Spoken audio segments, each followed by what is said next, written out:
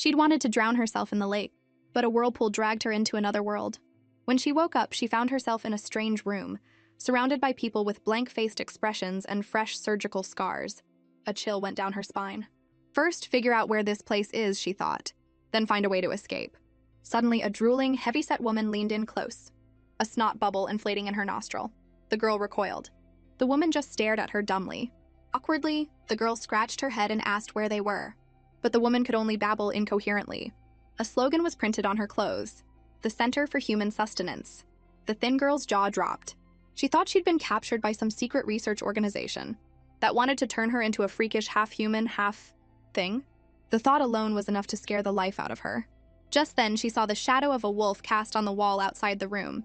She slowly walked toward it, holding up her own hand to compare it to the massive paw print. She couldn't shake the feeling that the wolf was staring right at her. The door swung open. She whipped her head around to see a fox-like beastman walk in, his two furry ears twitching. The girl's jaw nearly hit the floor. She scrambled back into the crowd, her mind racing. Had she been transported to a world of monsters? And it wasn't humans studying beastmen, but beastmen studying humans? A beastman started walking toward her, and her heart clenched. She was about to speak, but she realized that none of the other humans here seemed to be able to. Fearing that a single word would get her eaten, she decided she absolutely could not reveal that she could talk. At that moment, someone draped a piece of clothing over her shoulders and said gently, "Don't be afraid, I'm taking you home." With that, he swept her up into his arms. Trembling, the girl looked up at the tall, handsome beastman and realized he was the one who had cast the wolf shadow on the wall. She was still wondering why this wolf beastman wanted to take her home when the fox spoke up. "Brother Wolf, I have to remind you, this female is extremely frail." She was originally slated for the breeding department. Every beastman is only allowed to purchase one in their lifetime. Female, the word stunned the girl. Had the humans in this world been reduced to pets for the beastmen? She pinched her own cheek hard. The sharp pain confirmed it wasn't a dream. The red-furred fox urged the wolf beastman to reconsider. The girl felt her world collapsing. She didn't want to be sent to a breeding department, to be a baby machine. She reached up, grabbed the wolf beastman's ears, and pretended to adore him, silently chanting, pick me, I can do anything, you don't have to walk me, and I'm super low maintenance." A shiver ran through the wolf beastman. The truth was, he had chosen this frail girl from the very beginning. She had been kept in the defective ward, where most humans were sent to the breeding department for beastmen who couldn't afford a healthy female. The red fox had suggested he choose from another ward, insisting that only the fattest, healthiest females were worthy of him. The wolf beastman waved his hand. "I don't just want fat and healthy. I want one that's smart, one I can communicate with." Just as the fox was fretting, the wolf beastman spotted the girl in the room and was instantly captivated. The girl, seeing his shadow through the glass, had looked right at it. The wolf beastman was shocked. "She can see me?" "It's one-way glass," the red fox said. It must have been an unconscious gesture. The wolf beastman placed his hand against the glass, and the girl inside mirrored the action, placing her hand against his. He was overjoyed. "She's interacting with me." Outside the room, the wolf beastman lowered his head, letting the girl knead his ears. The red fox was flabbergasted. No wonder she has tranquilizers in her system. "How can you let someone just rub your ears in public like that?" "Tranquilizers?" the wolf beastman asked. "Probably for treating some kind of illness," the fox replied. The girl's heart sank. In her old world, she hadn't been sick. But they'd sent her to a sanatorium anyway.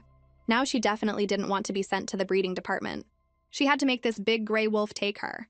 She hugged him tightly, nuzzling against his chest to show her affection and trust in her new master. The red fox, however, just said, "Her mental illness is acting up." Like an enraged little animal, the girl turned and let out a low growl at the fox, telling him to shut up. The fox jumped back. "Such strong aggression! This female is too dangerous." A smirk played on the wolf beastman's lips. "She's only like that with you. Now take me to do the paperwork." The girl breathed a sigh of relief. The red fox was speechless, but could only offer his silent blessing. He offered to prescribe some more tranquilizers for the girl, which made her panic. She didn't want to go bald from taking too much medication. Just as she was trying to figure out a way to refuse, the wolf beastman spoke. "That won't be necessary. As long as I'm here, she won't be a danger, no matter how agitated she gets." His eyes were full of adoration. A warmth spread through the girl's chest. Can I really trust him? The price for the girl was 10,000 contribution coins. The wolf beastman raised a fist, his expression darkening. The red fox quickly explained, "That's already a bargain. The female with the intellect of a 5-year-old costs several $100,000, and she's the only one we've managed to cultivate in nearly a century." The girl was floored. What was wrong with the humans here? She decided to continue her silent act. The red fox insisted on the 10,000 coins, not a single one less. The wolf beastman's eyes narrowed, his knuckles cracking. The fox turned green with fear and quickly offered a discount. The wolf beastman waved it off. No need, she's priceless to me. The little fox let out a silent sigh of relief. Yes, yes, of course. Have you thought of a name for her? The wolf beastman looked at the girl with deep affection, gently pinching her thin cheek. He decided to name her Lily. The red fox immediately praised it as a wonderful name. After the paperwork was done, the wolf beastman, Kale, carried Lily home. He didn't know that a group of beastmen was waiting for them, all hoping to join his team. Kale was the world's top warrior, and everyone assumed the female he chose would be top tier as well. As Kale approached with Lily in his arms, a cheetah beastman eagerly ran up, hoping to be recruited. But when he saw Lily, he froze. She was as scrawny as a twig, with barely any meat on her bones. The crowd was deeply disappointed. The cheetah declared Lily's quality was terrible, worse than the females in the breeding department. A cold sweat broke out on Lily's back. "All of you, get lost!" Kyle roared at the crowd. The yellow-furred cheetah was sent flying. The others, terrified, scattered in all directions. Kale smiled at Lily. "It's okay, I can provide for you all by myself." Lily was stunned. "Does it cost a lot of money to raise me?" Kale carried his new pet home.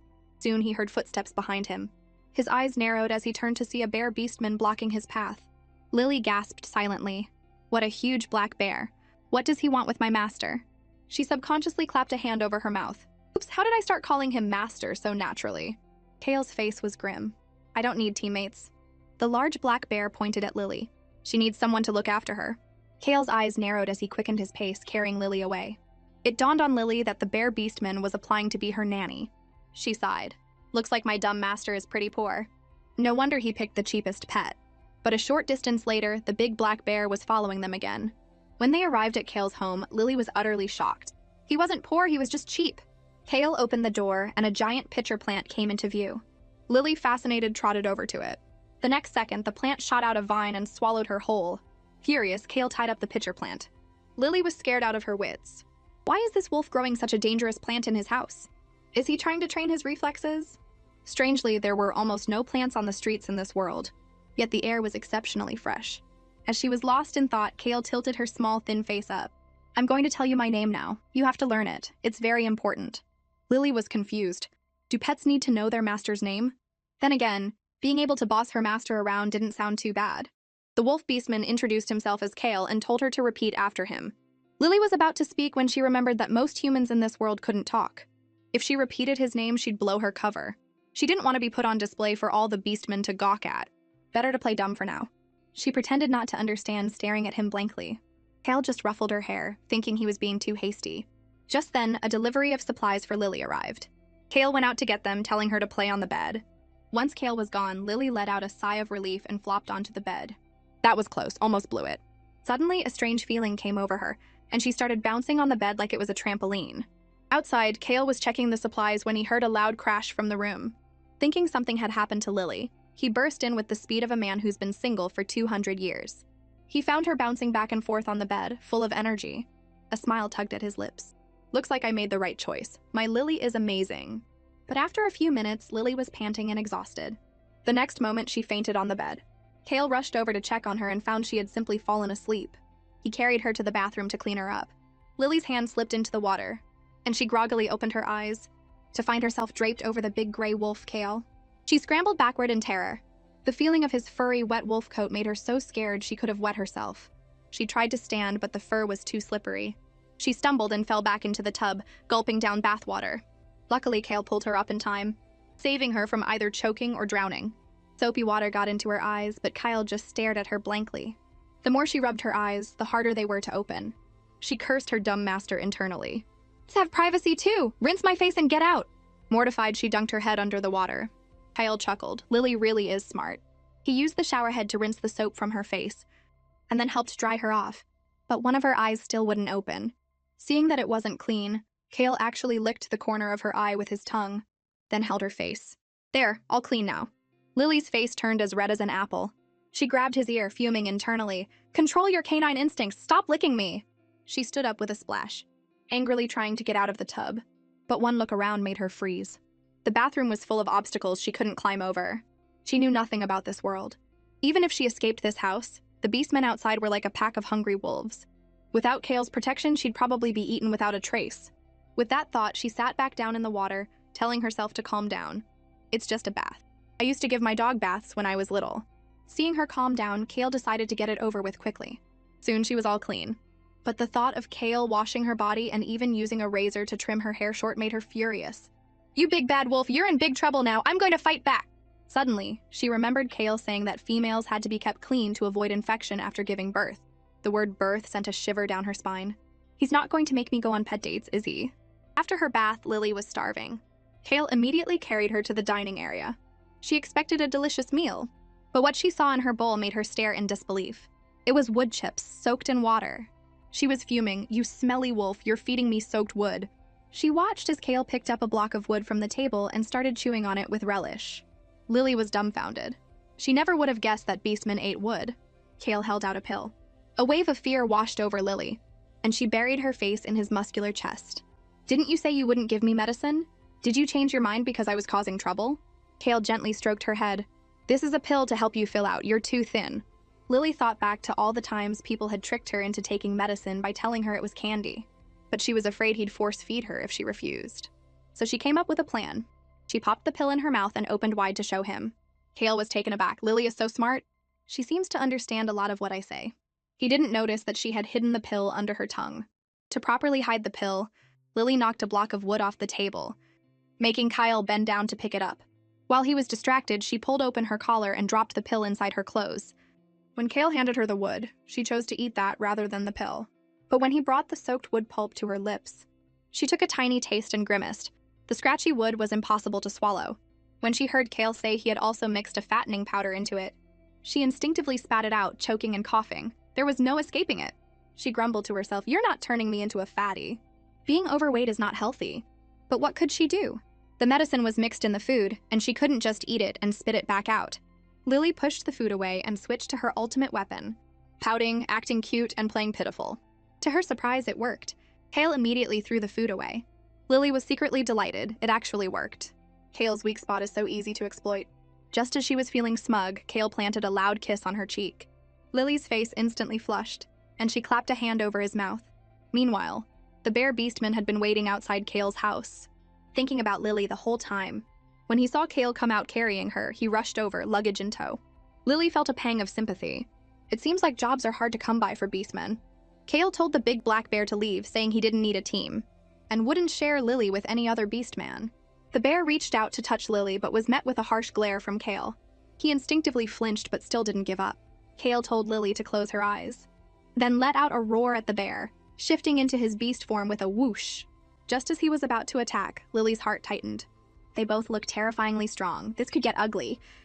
She rushed forward to stop them. Kale quickly soothed Lily. Don't be afraid, we're not going to fight. He then turned and walked away, holding her. They arrived at a luxurious shopping mall. Lily finally saw food that humans could eat, and pointed at the fruit on a counter, indicating she wanted some. She was eagerly anticipating a big dragon fruit, but the cashier turned around and put the fruit in a microwave. It'll be ready in 3 minutes, he said. Lily was completely baffled. You have to microwave fruit? A few minutes later, a steaming hot roasted dragon fruit was ready. Lily was speechless, but she ate it anyway. It was better than wood pulp laced with fattening powder. But the pet clothes she was wearing were incredibly inconvenient. It was a one-piece with a zipper, and going to the bathroom was always an embarrassing ordeal. Just then, an ad played on the mall's screen for the developing female. For those with poor physical growth, a must-have supplement for every family with a female, the Plump Up pill. It dawned on Lily. The pill Kale gave me is the same one from the ad. He wasn't lying. Thinking about how she had never developed properly, she realized the Plump Up pill was exactly what she needed. She decided to eat the pill she had hidden in her clothes. Suddenly, a deer beastman approached them. Kale's eyes narrowed. Who are you? The deer beastman trembled, explaining he was a clothing store clerk. Lily had spotted a dress in the store and pointed at it. Kale immediately took her inside to try it on. Try on clothes? Lily's heart sank. She was sure he wouldn't let her wear it himself. Worse, she was afraid he'd discover the pill hidden in her clothes and find out she was faking being dumb. She couldn't risk being dissected by beastmen. Lily rushed into the dressing room to get the pill, but her gloved hands were too clumsy, and she struggled to get her jacket off. Kale thought she was playing hide-and-seek and was about to push the door open, but he found it locked from the inside. A cold sweat beaded on Lily's forehead.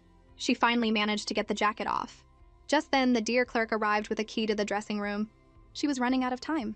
At the critical moment, just as the two beastmen burst in, she finally got the pill out. As Kale opened the door, she took advantage of the brief darkness as the light switched on to swallow the plump-up pill. By the time the lights were on, she was already dressed, though still panting. Kale scooped her up in a panic, blaming himself for not knowing how to take care of a female. He silently vowed to learn as quickly as possible. He asked if she wanted to try on any other new clothes. Lily's big eyes blinked as she nodded. Kale melted and planted another kiss on her cheek. After buying the clothes, they left the store, unaware that a few shady beastmen were following them. Kale took Lily to an arcade. There were many human pets inside, but all of them were female. Lily was wondering why there were no males when Kale set her down. I have to go upstairs for a class on how to care for females. I'll be back in an hour to pick you up. Lily's heart clenched. She was afraid of running into those bad beastmen alone. She grabbed Kale's pant leg, wanting to go with him. The little wolf's heart thumped in his chest. It was the first time he had felt so needed by a female, but he had to learn how to take care of her, so he gently pried her hand away and kissed her forehead. Be good. I'll be back soon. With that, he turned and went upstairs. Lily was exasperated. How did I end up with such a clingy master? She decided to use his absence to investigate the situation of humans in this beast world. Suddenly, a heavyset girl rushed over, yelling that she wanted the fruit in Lily's hand. Lily was shocked. She can talk? Does that mean I can talk too? The next moment, her foot slipped, and she landed flat on her butt, earning a round of laughter from a group of male beastmen. So that's the female Kale picked? What an idiot. Lily was fuming. These beastmen were clearly looking for trouble. I need to be careful. They continued to insult her, and Lily clenched her fists. A lion beastman swaggered up with a sleazy grin. How about you come out and play with Big Brother? Lily turned and ran, but the lion beastman caught her. Lily slapped him hard across the face. One of the other beastmen warned his captain, "That's Kale's female. He'll be furious if he finds out." Lily nodded vigorously, trying to signal that Kale was indeed very powerful and they should let her go. But the lion beastman was fearless and insisted on taking her. Lily grabbed her fruit and smashed it against his head.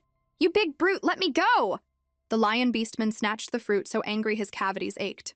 He gave the fruit to his own human pet. Lily felt her world crumble. She had been starving since she arrived in this world. She lunged forward to get her food back, but the lion held it tight. She bit down hard on his hand. The other beastmen were aghast. The lion beastman grabbed both her hands, intending to make a quick getaway. Lily knew this had to be revenge. If they took her, she'd be in real trouble. In a moment of desperation, she yelled, "Go away!" The single clear word stunned the entire room. It was the first time these beastmen had heard a female speak so clearly. They all thought she must be a rare specimen. The lion beastman was ecstatic, now even more determined to have her for himself. Oh crap, I messed up and revealed myself. Fear gripped Lily. When Kale found out Lily had been taken, he flew into a rage and tore the arcade apart. Tell me, which scumbag took my Lily and where did they go? The lion beastman Cyrus dragged Lily into the jungle, moving as fast as lightning, nearly shaking her to pieces. He had taken her to frame Kale for losing a female. According to the Beast World's Female Protection Act, if a female was lost, even if she was found, the center would forcibly reclaim her. Cyrus was gloating, certain that Kale would have to beg to join his team. Lily realized that humans in this world were more than just simple pets. She didn't want to be reclaimed. She had to escape and get back to Kale. Just then, a kangaroo beastman leaped into the air, tossing her around. Seeing the heavyset girl, Patty, sucking her thumb nearby, Lily got an idea. She started tickling Patty, who burst into laughter. The beastman heard the noise and stopped. Cyrus let them both out of the kangaroo's pouch. Patty, now afraid of being tickled, hid behind Cyrus. Lily pretended to hide behind another beastman, making it look like she was just playing with Patty. Cyrus fell for it. But just then, the kangaroo beastman warned that Kale was catching up. Cyrus grinned. It was simple. He pointed at Lily. Hide her! Lily wasn't about to let him succeed. She looked around and spotted a dragon fruit tree. An idea sparked. She ran to the tree and shouted, "Fruit! Fruit!" Patty saw it and started clamoring to eat. Dragon fruit was delicious, but the trees were extremely aggressive. Still, for the sake of his pet, Cyrus ordered all the beastmen to pick the fruit. Lily's heart leaped. She took the opportunity to turn and bolt. She ran back the way they came with the speed of an 18-year-old single girl. She thought she could escape by retracing her steps. But halfway back, she came to a fork in the road. She chose the brighter path, marking a tree in case she got lost. She kept running until she was out of breath. Suddenly, a dark shadow loomed behind her. "Who's there?" she whispered. She looked back but saw nothing, thinking it was her imagination. But the next second, she froze. The tree in front of her had the mark she had just made. Was she walking in circles? Meanwhile, Kale had reached the jungle. He caught Lily's scent and followed it to the beastman who had taken her. his face contorted with rage. With a roar, he launched himself at Cyrus, grabbing him by the throat. "Where is she?" Cyrus pointed deep into the jungle, trembling. She was eaten. Elsewhere, Lily realized she had run into a monster, guessing it was a trap set by the trees. She closed her eyes, trying to find the main body of these trees. A moment later, she realized with a shock that it was a moving banyan demon. All the tree trunks were its roots. She carefully avoided the roots, but a vine shot up from the ground and whipped toward her. Lily dodged, but twisted her ankle with a snap, falling flat on her face. As she tried to get up, another vine wrapped around her ankle and flung her into the air with a whoosh. Lily grabbed onto a branch, but the vine wouldn't let go. "This is it," she thought frantically. "I'm going to die. Someone please save me." Kale forced Lily's location out of Cyrus, and, certain she was still alive, sprinted deeper into the forest. Just then, the vine suddenly released Lily's foot. She was wondering how she'd been saved, when she looked back and saw a wolf fighting the banyan demon. Kale had saved her. Tears welled in Lily's eyes as she cried out his name. Kale seemed to hear her and let out a triumphant howl. Then his eyes hardened as countless vines swarmed toward him. Lily didn't want to distract him, so she tried to get to a safe spot. Suddenly, a strong gust of wind blew past, and several beastmen appeared before her. What a thin female, why is she all alone? Lily wondered who was speaking. She looked up and nearly fainted. Before her stood several tall, imposing beastmen. The leader, a massive lion, was the chieftain of this world. Lily thought she had run into another group of bad guys. The great lion picked her up and demanded, "Who is her male?" How could he leave a female alone in the forest? A beastman replied, "It's Kale." The chieftain's face darkened. A massive explosion echoed from ahead, and a powerful shockwave rolled over them. Everyone assumed Kale was done for, but Lily's eyes lit up. Kale, leading a group of beastmen, burst out from the chaos. Everyone was amazed, and Lily was overjoyed. Kyle rushed toward her, and in a blink, he snatched her from the great lion's arms, landing in a ridiculously cool pose. The master and servant tearfully embraced. Kale held her tight, kissing and hugging and lifting her high, nearly squeezing the air out of the frail girl. Realizing he was being too rough, Kale quickly loosened his grip. Lily gasped for air. "I'm saved." This caretaker's enthusiasm was overwhelming. He was like a clingy, adorable wolf pup, always planting kisses on her cheeks. The other beastmen stared in awe. Lily grabbed both of Kale's ears. "Can't you break this bad habit of kissing people all the time?" The gesture made everyone's jaws drop. The fierce wolf warrior had turned into a little puppy. They were all incredibly envious. The bad lion beastman, Cyrus, felt a bit slighted, thinking his own human pet could do the same. He tried to nuzzle his ears against Patty, but she just started whacking him with a piece of fruit. Afterward, Kale accused Cyrus of kidnapping Lily and nearly getting her eaten by a banyan demon. But Cyrus refused to admit it, instead blaming Kale and claiming he had beast syndrome. He even bribed the arcade's security guard to give false testimony. Kale was so angry his fangs ground together. Lily saw right through the lie. The bad lion gloated while the other beastmen started to think Kale was the more likely culprit, all agreeing that he was the one who lost Lily. Lily was trying to figure out how to expose Cyrus and win the chieftain's trust. But the next moment, Cyrus was hugging the chieftain's leg, crying about how wronged he was. The chieftain patted his head, saying that since it was one person's word against another's, they would investigate thoroughly back at the city. Lily was speechless. Kale let out a cold laugh. "A nest of snakes. What's the point of pretending to investigate?" With that, he shifted into his beast form and lunged at Cyrus. The two were instantly at each other's throats, a battle about to break out. At that critical moment, Lily ran straight at the bad lion, grabbed a handful of his mane, and started pulling with all her might. Kale frantically told her to let go, that it was too dangerous. Lily had no choice but to speak. "My fruit, bad lion?" Kale froze, then turned to glare at Cyrus. "You stole Lily's food?" Cyrus was at a loss for words. Lily sighed in relief. "The little wolf cub is smarter than he looks. The rest is up to you." Kale asked the chieftain how Cyrus should be punished. The chieftain glared at Cyrus and demanded to know if Kale was telling the truth. Cyrus trembled, saying nothing. The chieftain had to turn and ask Lily. Kale quickly stepped in front of her, roaring, "Chieftain, Lily is smart, but she can't communicate normally yet." Lily nodded, then spoke again. "Yes, he ate my fruit." She pointed at Patty. Kale's face lit up with pride. "You're a genius," he praised. The chieftain asked Lily who she was with before she got lost. This was the moment Lily had been waiting for. She pointed at Cyrus and huffed, "Him? Him bad lion?" The chieftain was stunned, his mouth open wide enough to fit an ostrich egg. The crowd erupted. "What a smart female! She can speak so clearly." Lily realized she had been too obvious. "I need to be more careful in the future." Furious and embarrassed, Cyrus shot back that Lily had bitten him, proving she was mentally unstable and lying. Kale fiercely defended her. Lily is perfectly sane and she doesn't lie. The fact that she bit you proves that you abducted her by force. Cyrus panicked, unable to respond. Just then, a bear beastman stepped forward to testify for Kale. Cyrus cursed him as a traitor. The bear didn't want to go against his conscience. He was more impressed by the clever Lily and exposed Cyrus's scheme. Seeing this, the other beastman who had been with Cyrus also came forward to testify against him. The bad lion was so scared he wet himself. The chieftain exploded with rage and ordered him to be arrested and brought to justice. Kale picked up Lily, ready to go home. On the other side of town, the big black bear, Bruno, was still waiting outside Kyle's house, cleaning out the drainage ditch. Lily wondered what he was doing. When the big bear saw Lily, his face lit up. He unconsciously wiped his large hands on his pants and went back to his work. Lily felt a bit sorry for him. He seemed so honest and hardworking. Maybe Kale will change his mind and let him stay? Kale walked toward the bear. Bruno's eyes lit up, thinking he finally had a chance to join the team. But Kale just walked past without a second glance.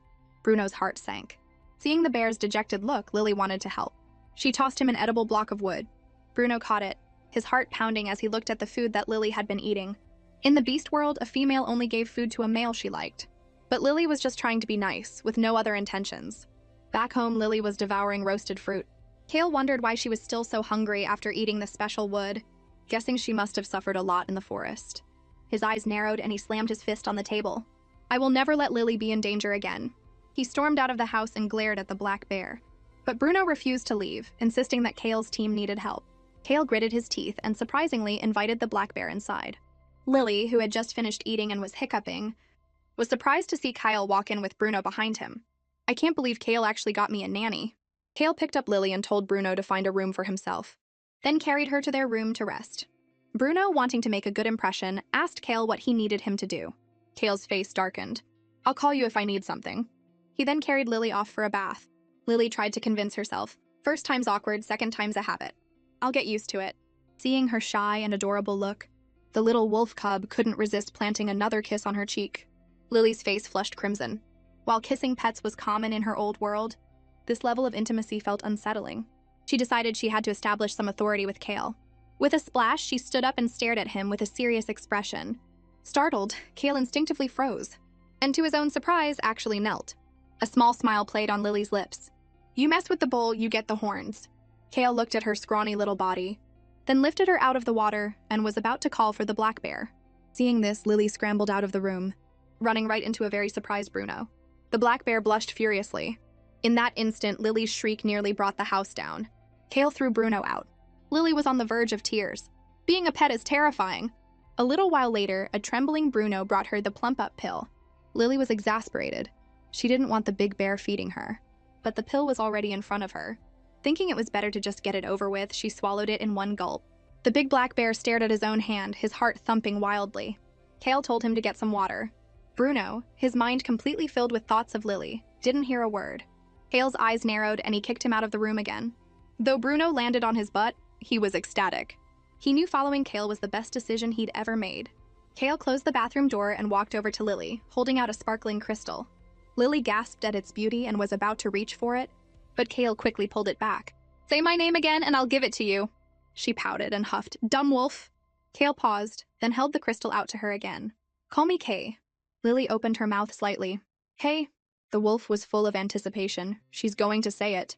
But instead, Lily swallowed the crystal whole. Kale's jaw dropped. He grabbed her mouth, telling her to spit it out. But the crystal was already down her throat. Lily started chugging bathwater, trying to bring it back up. Kale stroked her head reassuringly. It's okay. These transparent crystals are non-toxic. But you must never eat the colored attribute crystals.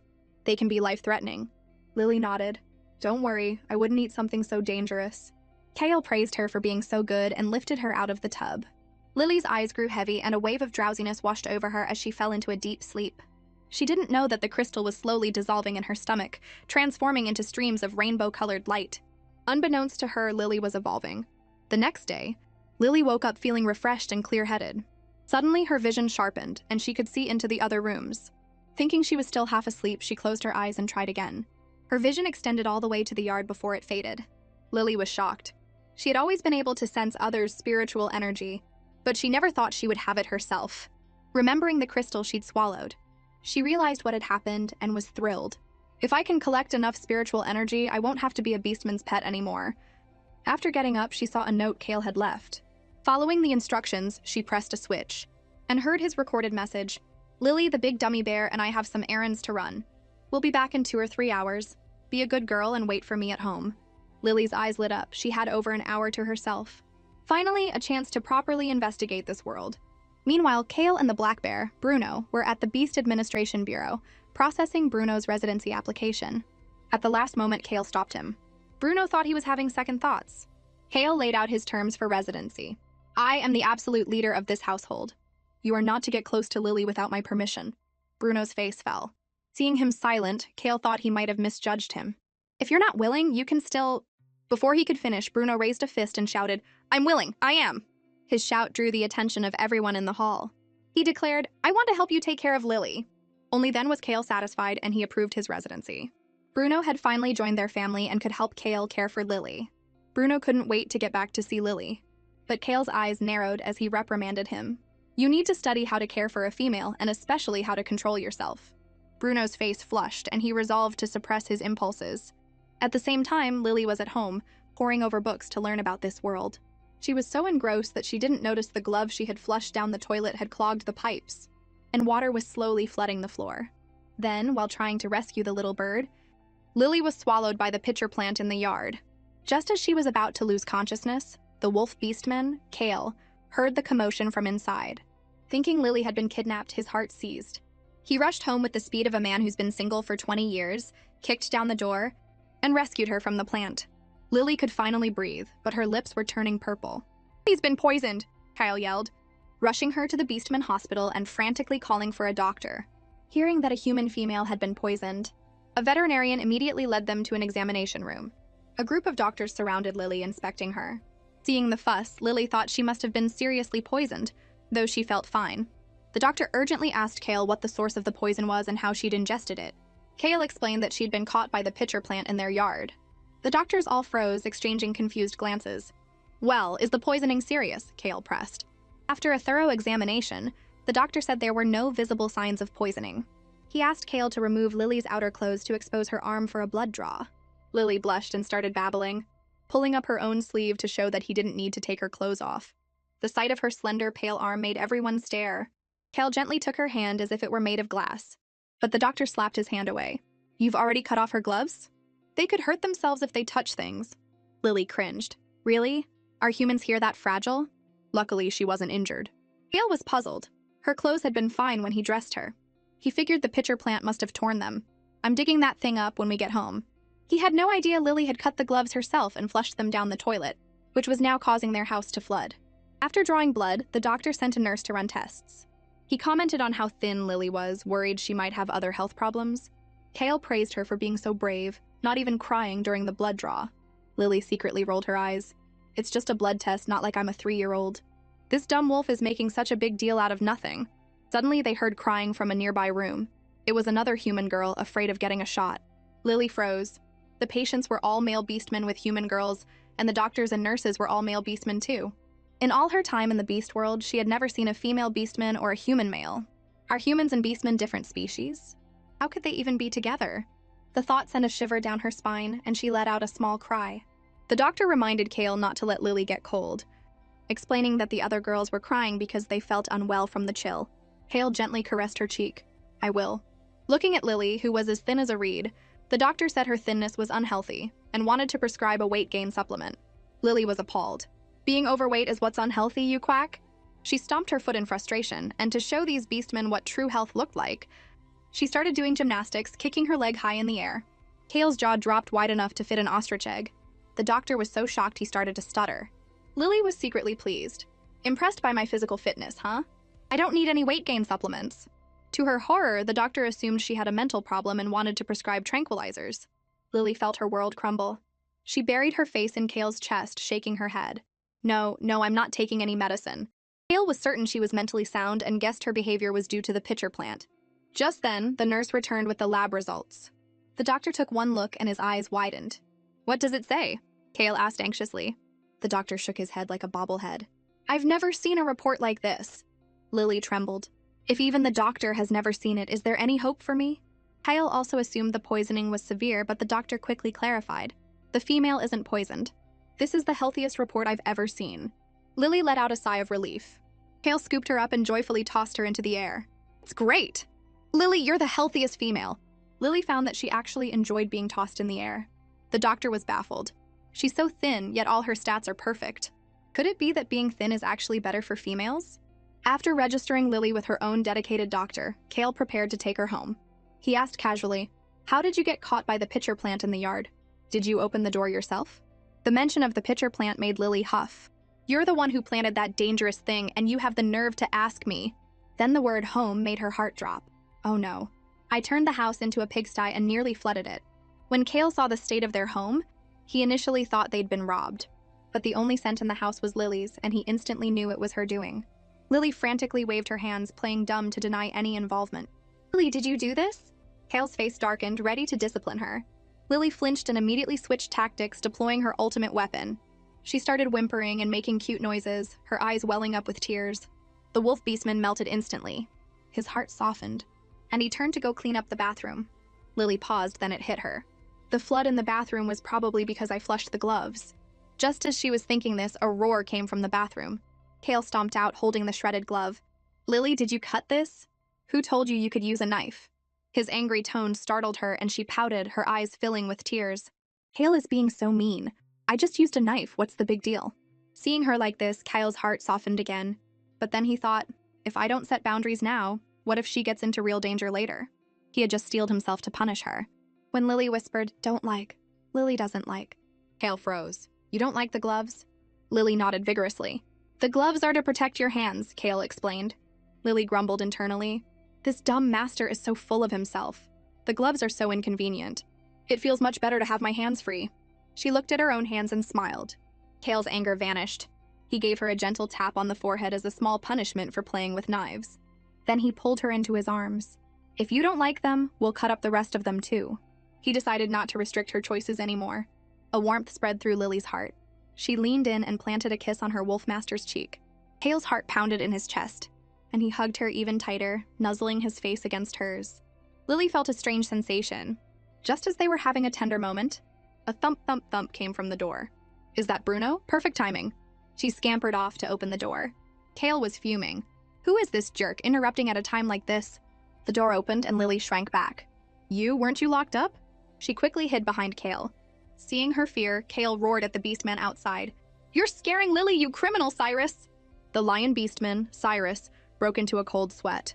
Lily was shocked. Did the bad lion escape from jail?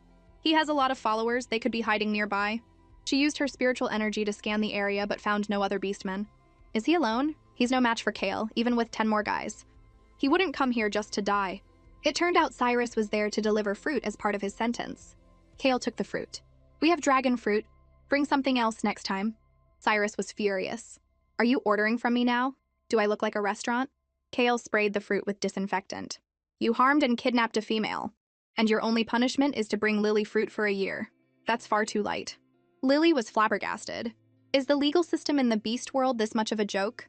Cyrus tensed. "What are you planning?" Kale's eyes narrowed. The criminal shows no remorse. The victim requests a retrial. Cyrus clenched his fists, then bowed. "I'm sorry, I lost my composure. Whatever your female wants to eat, I will find it." He had to endure this to get his sentence reduced so he could compete in the chieftain's challenge. "I'll let you know when I've decided." "You can go," Kale said, turning back inside. Lily stuck her tongue out at Cyrus. "Serves you right, you bad lion." A thought struck Cyrus. This female is so clever. Compared to my own fat female who only knows how to eat, she's on a whole other level. He couldn't help but take a couple of steps toward Lily. Kale whipped around. Before he could do anything, the big bear, Bruno, grabbed Cyrus. Learning that this was the lion who had kidnapped Lily, Bruno was enraged. "You harmed Lily. You deserve to die." Cyrus was so scared his teeth chattered. "I've already been judged by the law. You can't take matters into your own hands." Bruno's face was darker than charcoal. He lifted Cyrus up and with a mighty heave threw him into the sky. The beastmen in this world roasted all their fruit, something Lily as a human just couldn't stomach. She pointed at the fresh fruit, indicating she wanted to eat it raw. Kale thought she had a strange craving. He ruffled her hair. "That's raw, you can't eat it." He then mixed several kinds of roasted fruit together and handed it to her. Lily pouted. "What's the difference? It's still roasted fruit." She stared at Kale's hand and, in a daze, it started to look like a giant chicken leg. "Chomp!" She bit down. Kale nearly jumped out of his skin, thinking she was angry with him. Lily batted her big eyes and mumbled, "Meat. Want to eat meat. Meat." Kale paused. Then a slow, mischievous grin spread across his face. "Be good, you'll get to eat meat later." Lily's heart leapt. "I finally get to eat meat." Kale sighed at her innocence, telling her she had to finish her roasted fruit first. Lily immediately opened her mouth obediently. Nearby, Bruno watched with shining eyes, wishing he could be that close to Lily. To achieve that, he scarfed down his own food in a few bites and got up to start his chores. Kale told Bruno to prepare Lily's fattening medicine first. Lily's face fell. "Here we go again? When will this dumb wolf give up on fattening me up?" After mixing the medicine, Kale blew on it to cool it and brought it to Lily's lips. Lily turned her head away, her mouth clamped shut. "If you don't take your medicine, Dr. Bao will have to come give you a shot," Kale threatened. This only made Lily angrier. She pulled out a pill, signaling that she would only take the breast-plumping pill, not the fattening medicine. Kale gave an awkward laugh and tried to force it on her. Lily spat the medicine out with a puff. She turned and ran toward Bruno. The big bear's eyes lit up, thinking she wanted him to hold her. He opened his arms wide. She just darted behind him. Kale walked over, medicine in hand, insisting she drink it. Lily huddled behind the bear, trembling. Seeing this, Bruno stepped in. Lily probably doesn't like the taste. Forcing her like this could cause a stress reaction. Kale thought for a moment and decided not to force her today. Just as Lily breathed a sigh of relief, he added, "Tomorrow I'll make the fattening medicine taste just like the breast-plumping pill. Lily should like that." "No!" Lily's jaw dropped and she bolted from the room. Kale told Bruno to clean up and then rest, while he went to find Lily. Bruno, remembering how Lily had clung to his back, felt a warm, fuzzy feeling. He only wanted to be closer to her. Kale found Lily in her room, her back turned to him. He quietly climbed onto the bed. Thinking she was asleep, he wrapped his arms around her. Lily sighed. "This dumb wolf is so clingy." The next morning, Lily woke up and wanted to find Kale, but then remembered she was still protesting. "I can't go looking for him." Just then, she heard a rhythmic thump-thump from the yard. She went out to see Kale pulling up the pitcher plant, his muscular body glistening. Lily was mesmerized. Kale turned and gave her a bright smile, and her heart started to flutter. "It's so hot. Why is my heart beating so fast? Am I getting heat stroke?" Kale walked over to her and said he was taking her to the amusement park later. An amusement park? Lily was stunned. Like the ones she went to as a child? Ever since she was sent to the sanatorium at 9, amusement parks had only existed in her dreams. How she longed to break free, to run and play freely in an amusement park. Lost in thought, she started running out of the house. Kale chased after her with a leash, which startled her so much she ran faster than a rabbit. She did not want to wear a leash harness. It was too humiliating. She was running so fast that she crashed into a little beastman child. Luckily, Kale caught her just in time. Lily looked at the little beastman and her eyes widened, thinking it was a human boy. Kale picked her up, but she struggled out of his arms. "Wait, kid, let me get another look." She grabbed the boy's collar and his hat fell off, revealing a pair of beast ears. Only then did Lily realize he wasn't human. The little beastman snarled at her. Kale glared at him, and the little one immediately whimpered and ran to his father. Kale asked the father, "My female scared him. How can I compensate you?" The father ruffled his son's head. "It's fine, my kid is tough. Come on, let's go ride the bumper boats with Mom." Lily froze. His mom is here too? But she hadn't seen any female beastmen. Just then, Kale pulled out the leash harness again. It seemed she couldn't escape this torture after all. A troubling thought crossed her mind. After all this time, why haven't I seen a single female beastman or a human male? One day, she finally spotted a big, fat chicken, and her mouth started watering instantly. She pointed at the chicken, signaling she wanted meat. Kale quickly covered her mouth. "You can't eat that meat! Eating animals is forbidden in the beast world." Lily was fuming. "Yesterday you said you'd get me meat, and now you're taking it back." She angrily pushed him away. Kale could only try to coax her. "Lily, be good. Roasted fruit is much tastier than meat." Lily spotted a container of hot soup on a vendor's counter, and then glanced at the eggs in a nearby basket. An idea struck her. She had Kale buy a cup of the soup, and when he wasn't looking, she snuck over to the basket and grabbed an egg. All she had to do was drop the egg in the hot soup, and she'd have a boiled egg. When Kale came back, Lily jumped out from behind the basket, snatched the soup from his hand, and dropped the egg inside. Then she saw the bubble balls in a nearby pool, and her eyes lit up.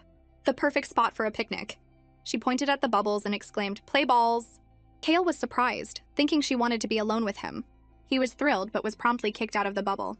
He grabbed her foot, confused. "What's wrong?" Lily pouted, signaling she wanted to play by herself. Kale gave an awkward laugh and picked up the cup of soup. He felt something moving inside. "There seems to be something in here." Lily's heart skipped a beat. She snatched the cup and zipped herself inside the bubble ball.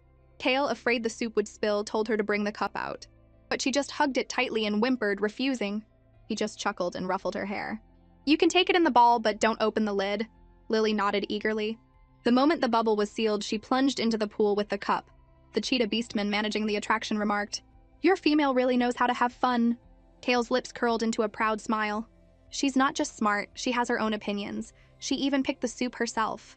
But as he thought about the soup, something felt off.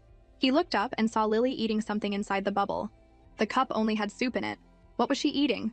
Then it hit him. She stole an egg from the basket. He and the manager immediately jumped into a boat and rowed toward her, Kale baring his teeth in panic. Lily, stop! Lily was drooling over the egg. Just as she was about to take a bite, Kale burst in. She quickly shoved the egg into her mouth. Kale pinched her cheeks. Spit it out! Eating animals is illegal! Lily chewed stubbornly, refusing to open her mouth.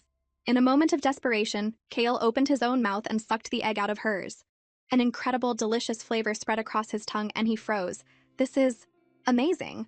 The cheetah manager's jaw dropped. Oh my god, that female is eating an egg.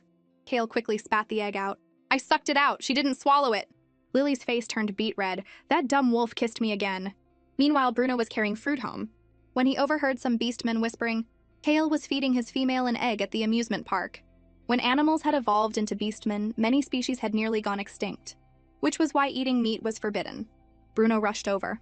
Kyle fed Lily an egg. Is she okay? A familiar voice called out. It was Kale carrying Lily. The bear was worried that eating the egg had harmed her. Kale explained, I had the doctor check her, she's fine. I sucked it out in time so she didn't eat much. Lily touched her lips, her face as red as a sunset. As soon as they got home, she locked herself in her room.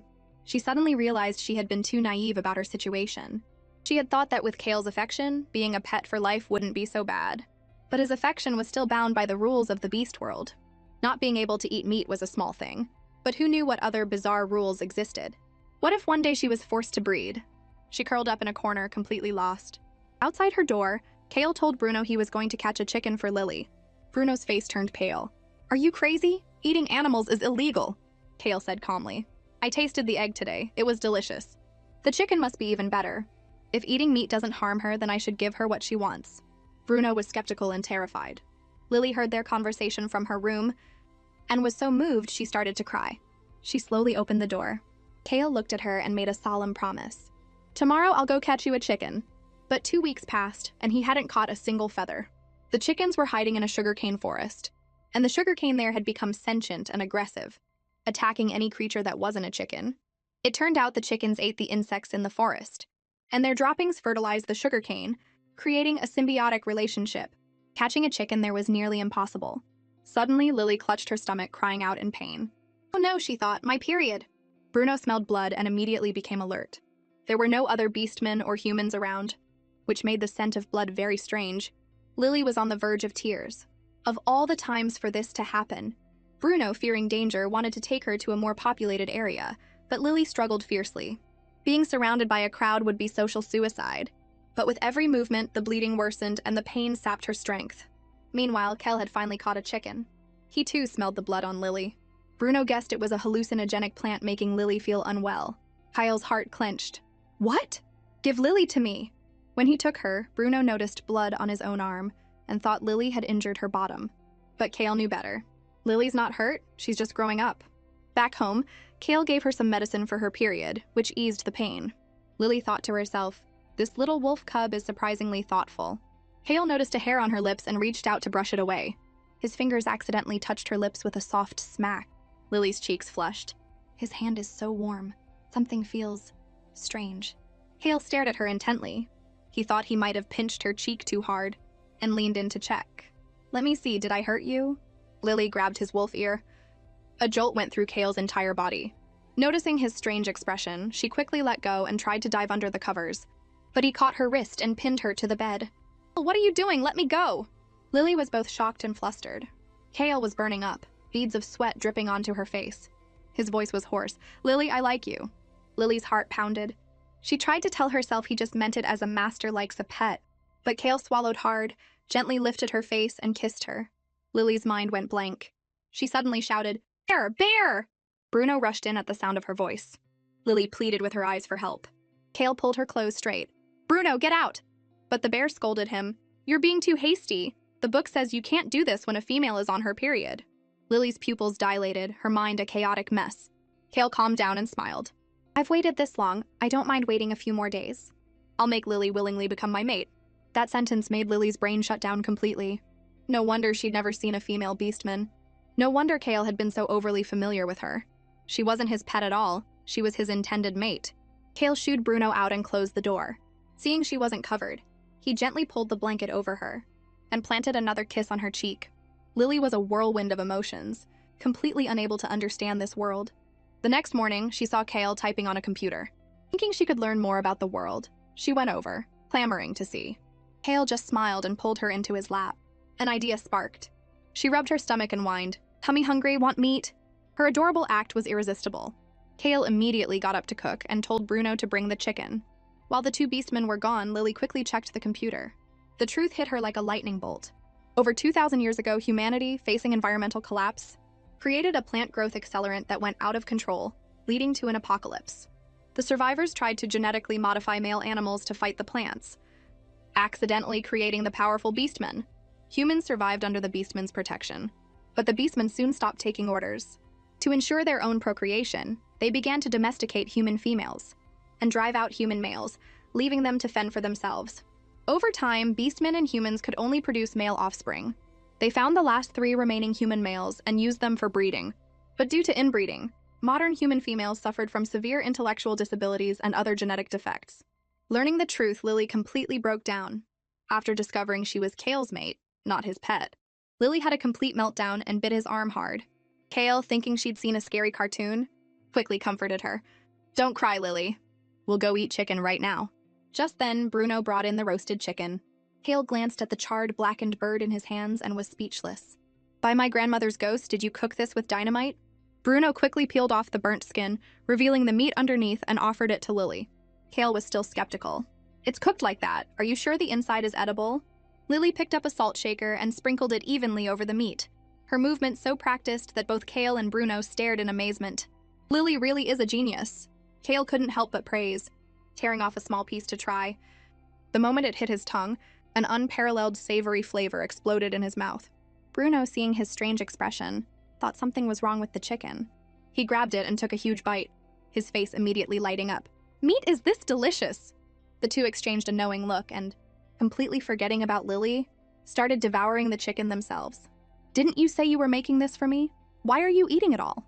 Lily was on the verge of tears, puffing out her cheeks in protest. Kale snapped back to reality and quickly handed her a large piece of meat, then ordered Bruno to go catch more animals. Bruno was confused. "We still have plenty of chickens at home." Kale shot him a look. "I want to experiment. Maybe there's meat out there even tastier than chicken." Lily paused. "Did I just open up a whole new world of cuisine for this dumb wolf?" With him as an ally, researching normal food would be much easier. She was about to tell him about being from another world, but Kale noticed her gaze and asked, "What's wrong? Do you have something to tell me, Lily?" The words died on her lips. A sly grin spread across Kyle's face as he slowly extended a wolfish claw. Lily shrank back. "Don't you come near me."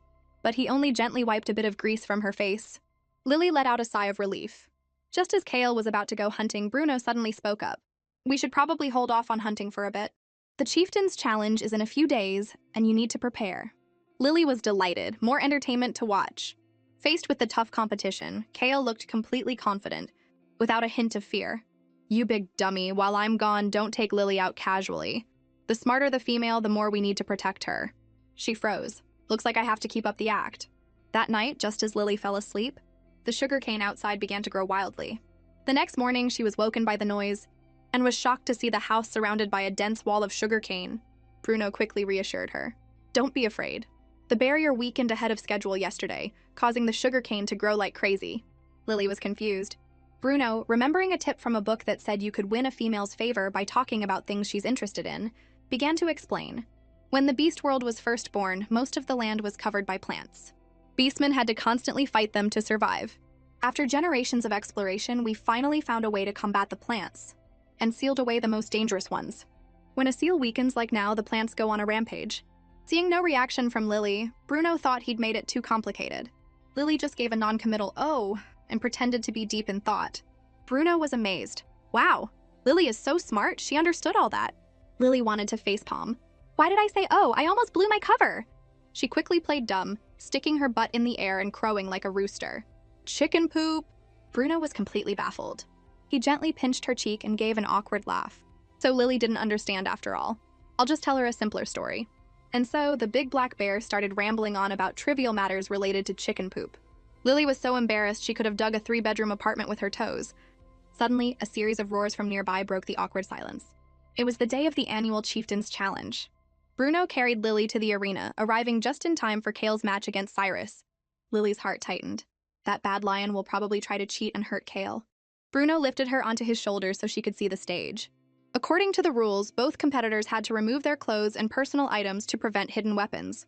While Kale was scanning the crowd for Lily, Cyrus silently stepped onto the stage and while Kale was distracted, whipped out his belt.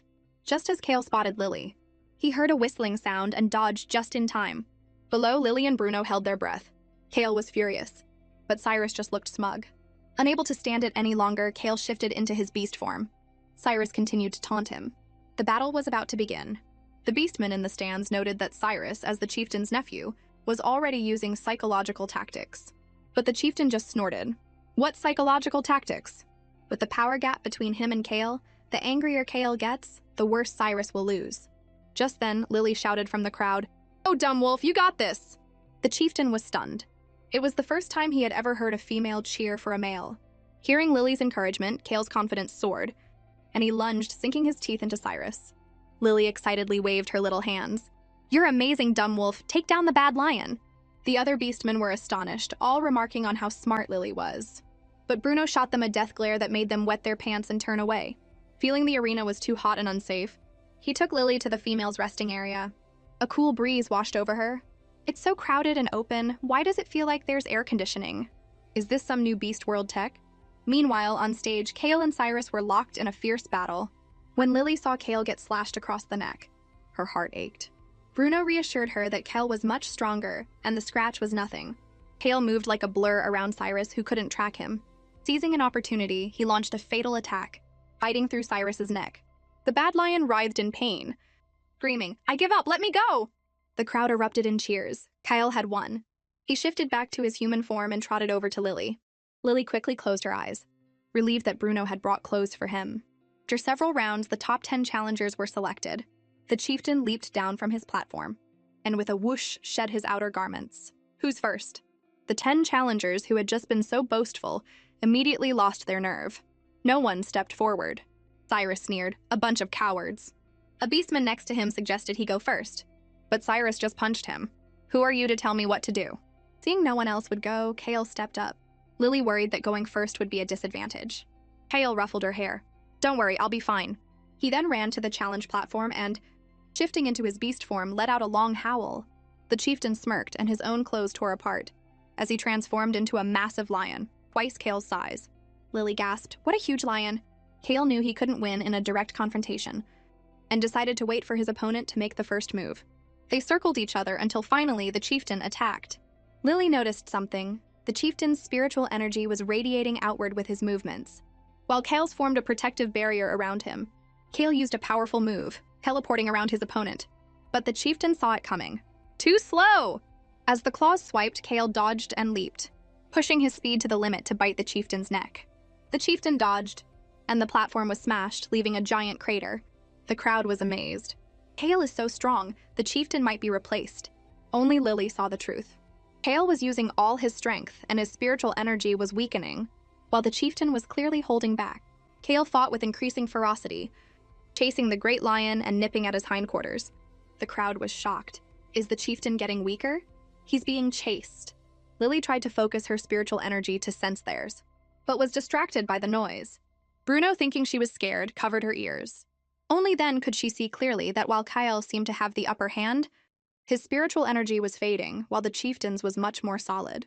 The great lion continued to dodge.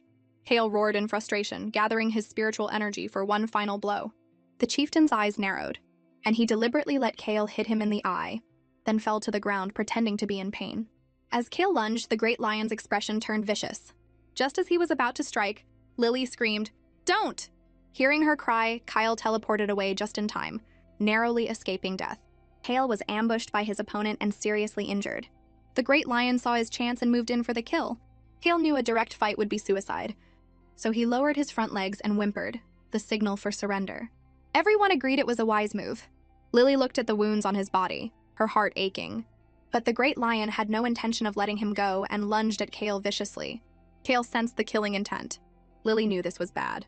She grabbed a nearby piece of sugarcane and threw it, and it landed perfectly in the great lion's mouth. The crowd was stunned, their mouths agape. Bruno immediately rushed onto the stage, blocking Kyle. Has surrendered. The match is over, chieftain. The great lion spat out the sugarcane, having won the match. The crowd erupted in cheers. Kale knew that Lily had just saved him.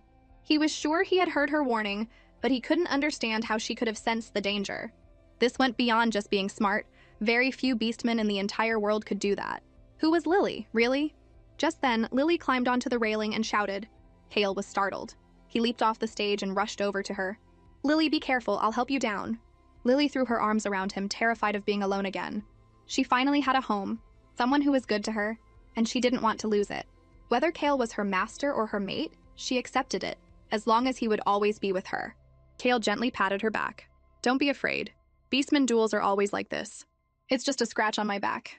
Lily touched the deep gash and started babbling emotionally, trying to say, You call this a scratch?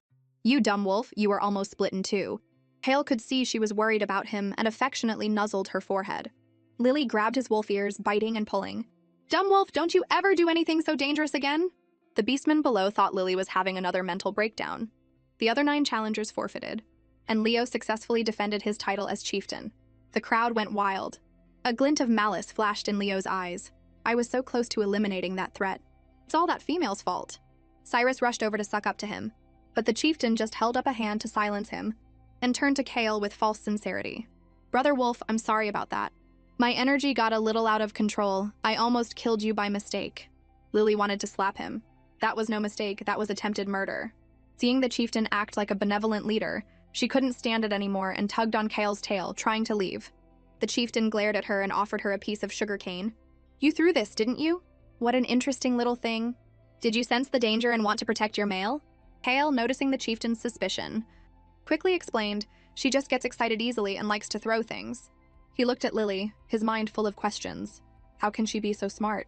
Feeling his stare, Lily looked down and pouted.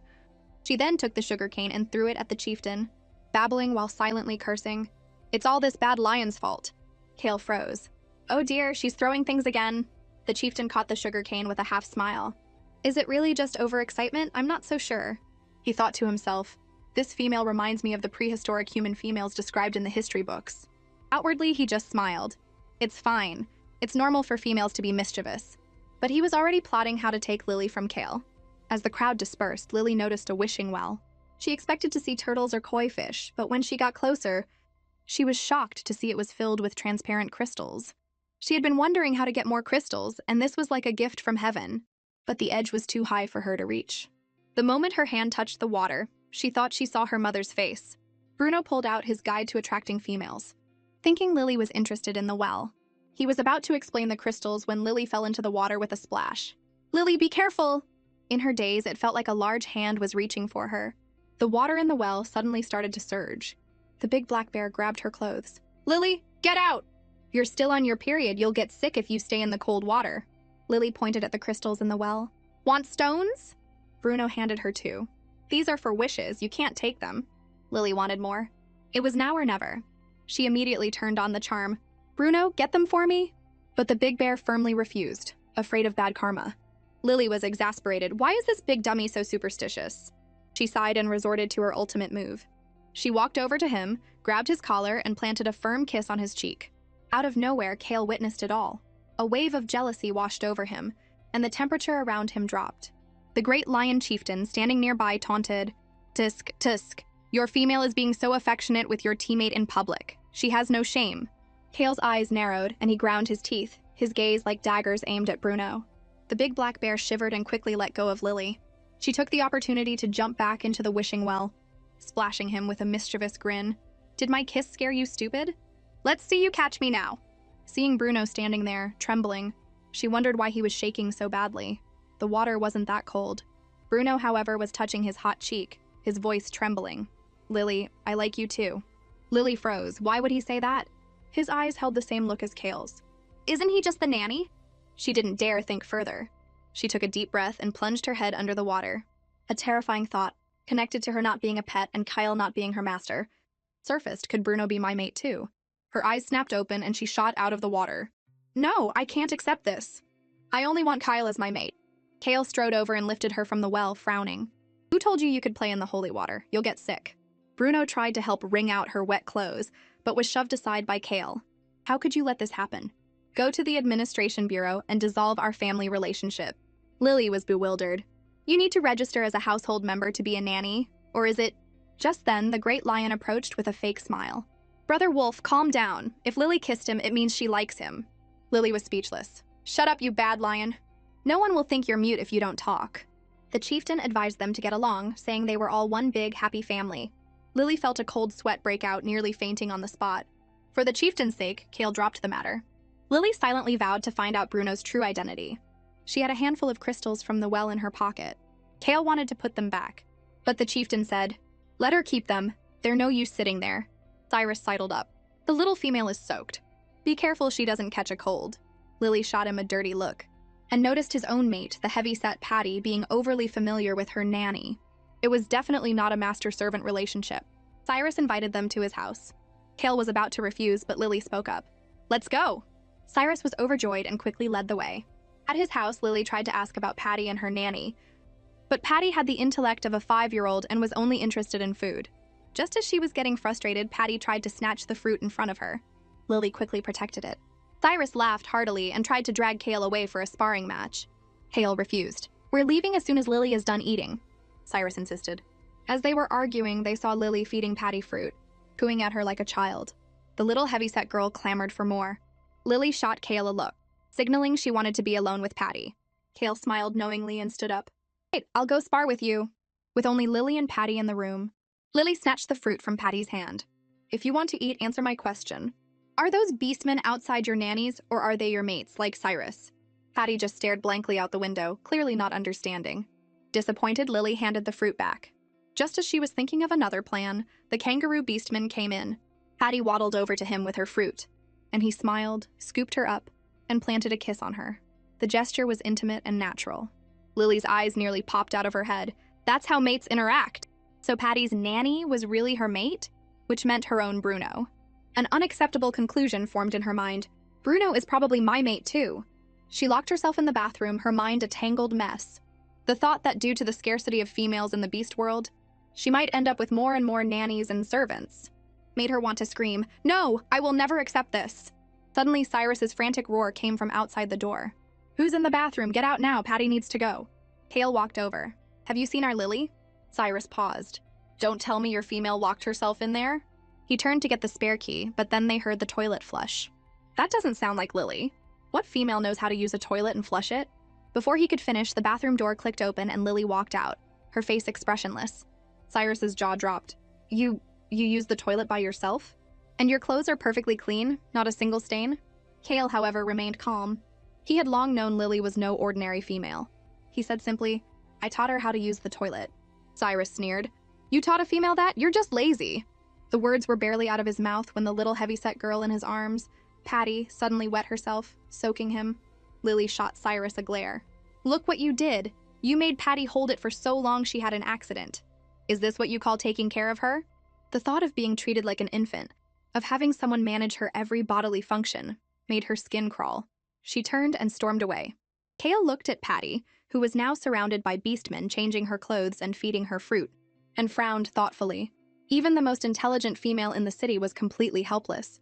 Just how smart was Lily? Wolf, let's go, Lily called back to him. Kale snapped out of his thoughts and smiled. Coming. That night, the city echoed with the sound of drums for a bonfire festival. Lily was as excited as a child, pulling a few fluffy cheetah cubs into a dance. Bruno watched her, full of life, and leaned over to Kale. Once Lily's period is over, will you two be having a cub? A happy smile spread across Kale's face. She's been with the tribe for over a month. The center has been tracking our progress. If she doesn't get pregnant soon, there could be trouble. 8 days later, Lily's period finally ended. It had been incredibly painful, but eating a few crystals had helped, though she hadn't felt the same surge of spiritual energy as the first time. She made a mental note to find more crystals. That morning, Bruno brought her roasted fruit. Seeing she still looked pale, he said, "I'm going out of the city today to find some restorative fruits for you." "Wait," Kyle said, stopping him. "After Lily finishes her breakfast, I'll go with you." Lily's heart skipped a beat, then filled with glee. "I get to be home alone again." She couldn't help but giggle to herself.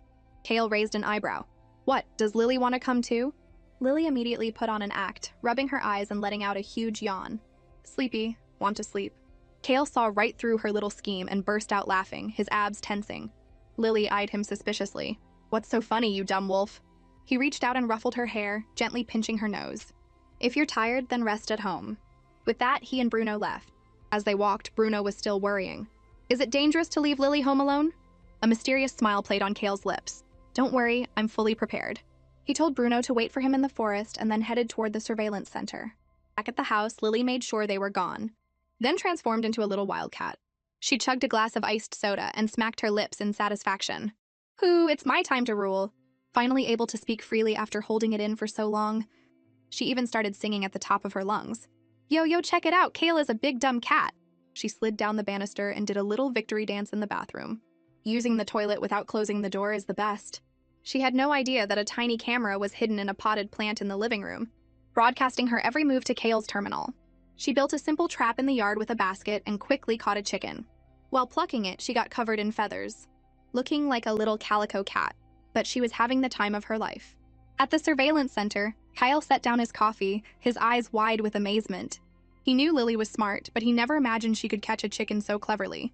For centuries, beastmen had relied on brute force for hunting, but her method was efficient and effortless, as if she was born with the knowledge. What shocked him even more was how she prepared the chicken, plucking, gutting, and marinating it with a skill that seemed second nature, a technique not found in any Beast World culinary records. Soon the oven dinged and a golden brown roasted chicken emerged. The skin was glistening and crispy, and the aroma filled the house. Lily's mouth watered and she took a huge bite. She fanned her mouth, nearly burning her lips. But she couldn't bring herself to let go, eating until her face was shiny with grease. Watching her on the screen, Kale couldn't help but swallow. "She's enjoying that so much," he chuckled. "I'll have to get a bite when I get back." After eating her fill, Lily patted her round belly and opened the refrigerator. When she pulled out a bright red, completely raw dragon fruit, the expression on Kale's face changed drastically. Oh no, he thought. He'd forgotten to tell Lily a crucial detail. In the Beastmen world, raw dragon fruit was poisonous.